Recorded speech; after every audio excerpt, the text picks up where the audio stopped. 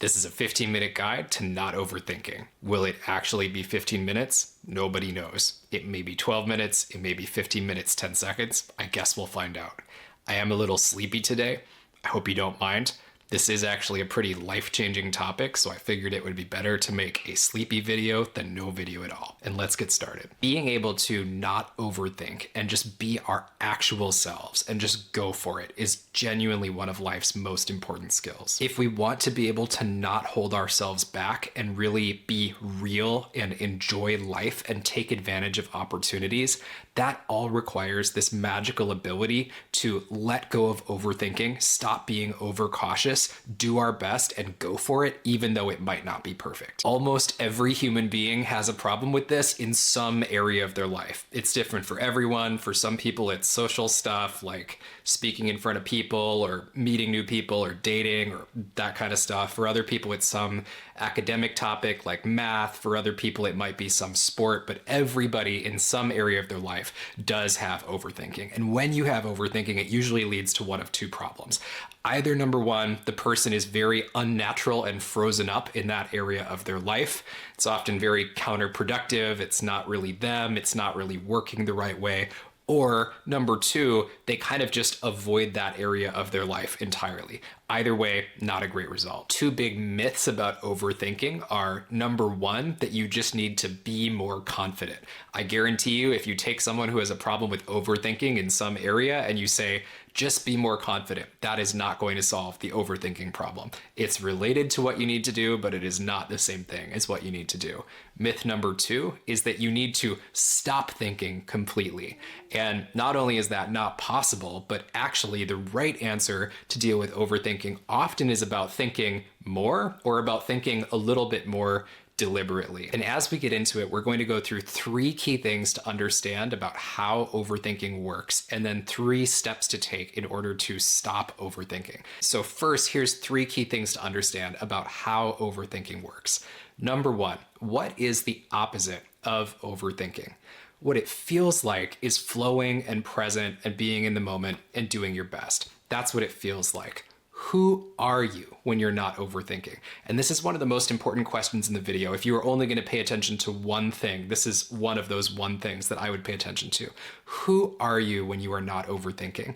The answer is you are yourself, your genuine self, because you're not thinking about trying to be someone else. You're not thinking about trying to do something or act a certain way. You're just being present. And when you're doing that, you are you. That's the first key idea about overthinking, what the opposite is. Second key idea about overthinking is that overthinking almost always is trying to achieve something, and it almost always backfires and achieves the opposite of what it is trying to do.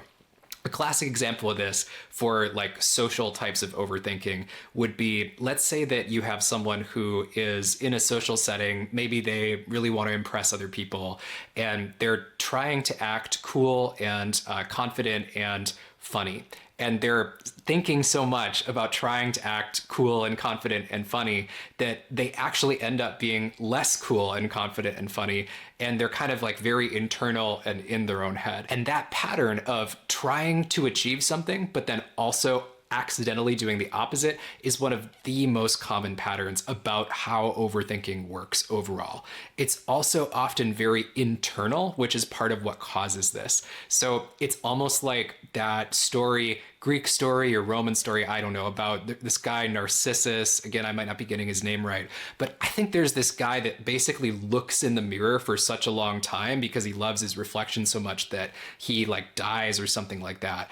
And it makes me think of that because overthinking, a lot of it is like looking at yourself. Like that type of thinking can lead to like, am I cool enough? Am I funny enough? Like, am I doing something uncool right now? And you could replace those adjectives with anything else like, am I sounding eloquent enough right now? If it's a public speaking scenario, you know, in a sports game, am I positioning my feet the right way? All of this internal like self-analysis can actually get in the way of just being there and of doing your best in the first place. So that's concept number two, is overthinking is often trying to do something that's good or helpful, but it often backfires. Here's key idea number three, and this is the most important one.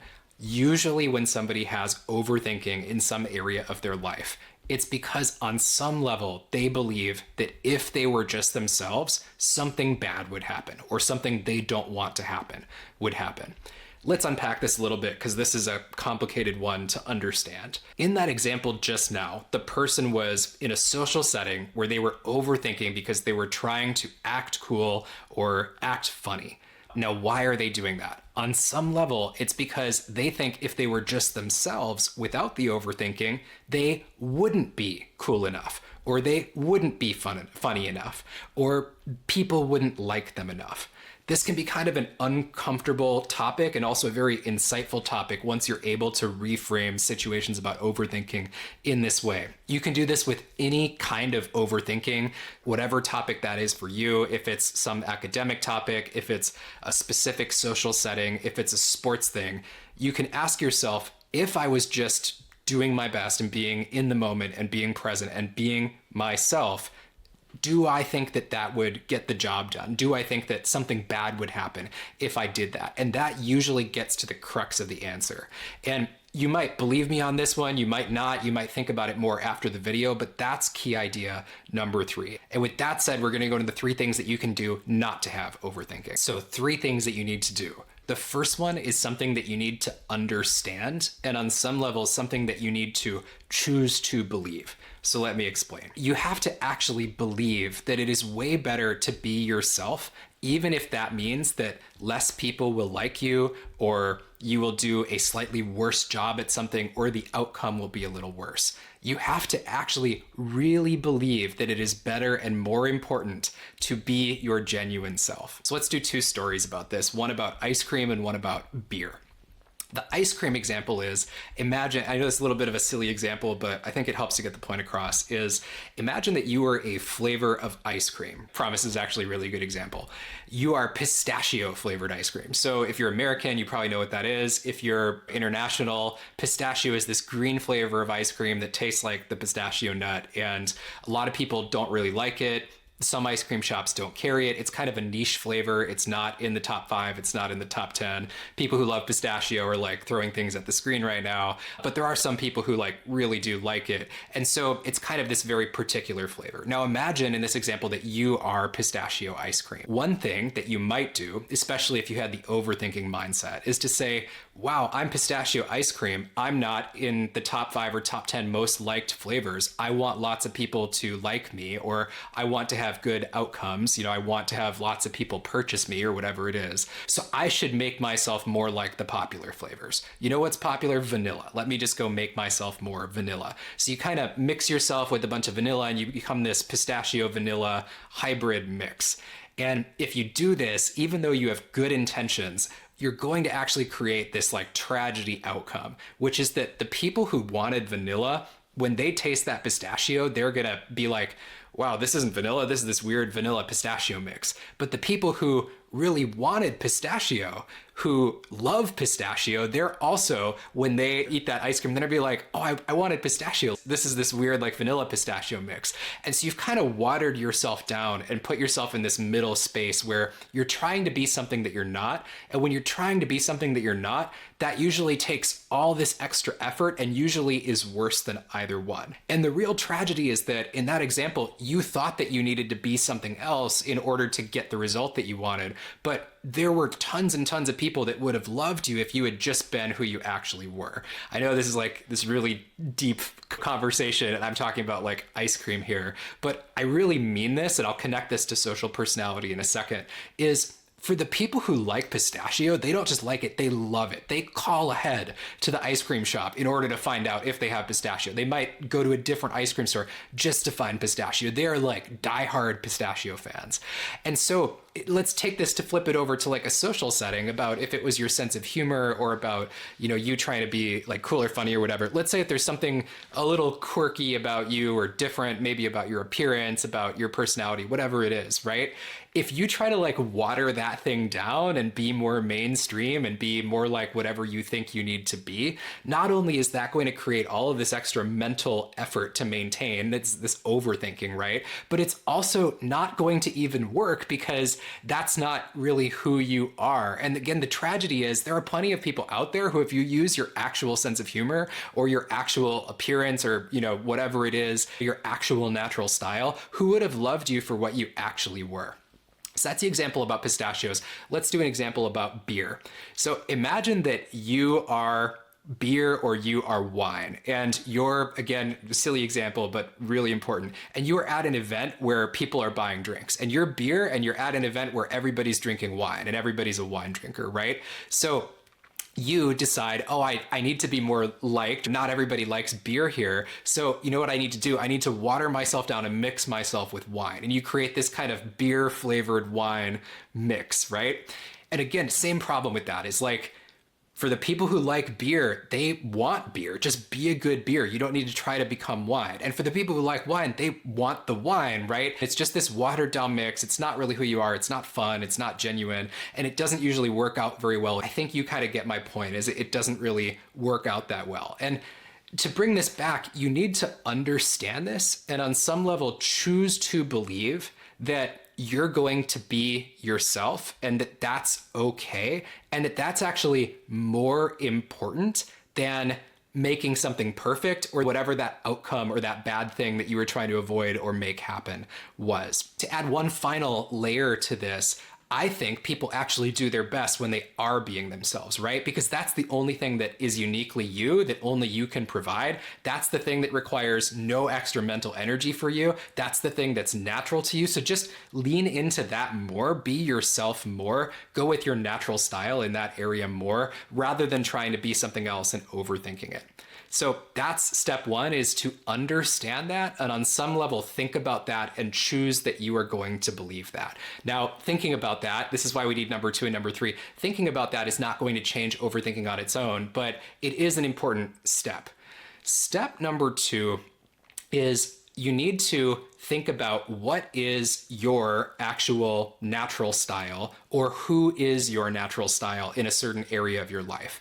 And I would encourage you to do just like different exercises for this. You can do this in your head as I'm talking, or get out a pen and a piece of paper, or ask a friend. But how would other people describe you? What adjectives would they use in whatever setting it is? If it's socially, how would they describe you there? If it's in a school or presentation setting, what would they describe if they saw you there? If it's a sports setting, would they describe you as like an attacking or a defending player, or like a cautious or like a calculating player?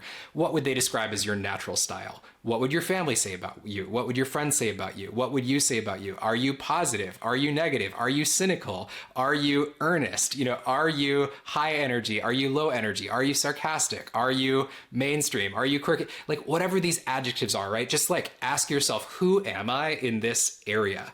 And then second, and this is to help you develop this awareness of like, oh, I have a natural style and this is what it actually is. And here's how I feel about it, because this awareness really helps with this overthinking topic, is for each of those adjectives on the list, just ask yourself, how do I feel about this thing? Do I feel good that this is part of my style or, who I am? Do I feel bad about this and want to change it? Or do I just feel uncertain about it? And again, just write those things down or do them in your head and just ask yourself how you feel about that thing. And step three, and this is the action step that kind of powers everything else, is to do reps. What I mean by a rep is just like in sports, like you would do reps of a bench press, or you would go for a 1 mile run before you go for a 2 mile run, before you go for a 3 mile run. You can break this down just like any other skill into doing reps. So in this case, one rep is take something in that area of your life where it's your natural style, but for some reason you've been overthinking it, and do a rep of doing your natural style anyway. In the example we used before, for the person who was, trying really hard to be funny, just use your natural sense of humor instead, even if that feels uncomfortable. That would be one rep. Just practice being yourself and taking traits from that list of your natural style instead of whatever it was that you thought you had to be instead. And as you start to do these reps, a couple great things will happen. You won't like magically change completely overnight with like one rep, just like with sports. Like that's not how it works. Like you don't bench press and then all of a sudden you're like the Hulk, right? But over time, this is what will happen. Number one, you will get more used to being yourself. Number two, you will notice that those bad things that subconsciously you might have been worried would happen either don't happen at all, or they are less severe than you thought they would be, or maybe they do happen, but that doesn't matter because being yourself is more important and not overthinking it is more important.